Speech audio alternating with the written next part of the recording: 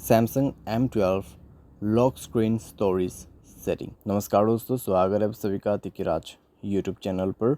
तो दोस्तों, आज के इस वीडियो पर मैं आपको बताऊंगा कि कैसे आप जो है अपने सैमसंग के डिवाइस में लॉक स्क्रीन स्टोरेज सेटिंग कैसे सेट कर सकते हैं।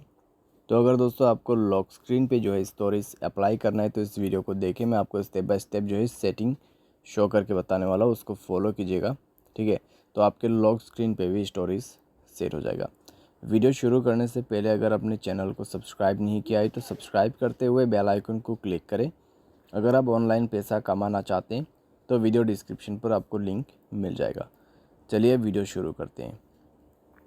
तो दोस्तों, सबसे पहले आपको क्या करना होगा, आपको दोस्तों जाना है अपने मोबाइल के सेटिंग पर। उसके बाद दोस्तों आपको यहाँ पे लॉक स्क्रीन ऑप्शन इनेबल करना है।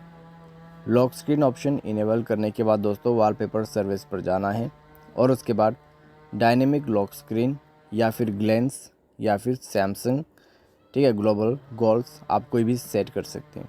तो मैं इस अभी के लिए सैमसंग ग्लेंस सेलेक्ट कर लेता हूँ, ठीक है। तो ये हो गया। अभी आपको क्या करना है, इसको सेलेक्ट करके अप्लाई कर देना है। ग्लेंस अप्लाइड हो चुका है। लॉक स्क्रीन अभी आप अपने मोबाइल को लॉक करके देखिए। लॉक करने के बाद अनलॉक करें, आपके लॉक स्क्रीन का वॉलपेपर खुद ब खुद चेंज हो जाएगा। ऑटोमेटिक वॉलपेपर चेंज होते रहेगा, ठीक है। तो इस तरीके से दोस्तों आप अपने सैमसंग के डिवाइस में lock screen storage setting set कर सकते हैं। उम्मीद करते हैं आपको ये वीडियो पसंद आया होगा। Thanks for watching.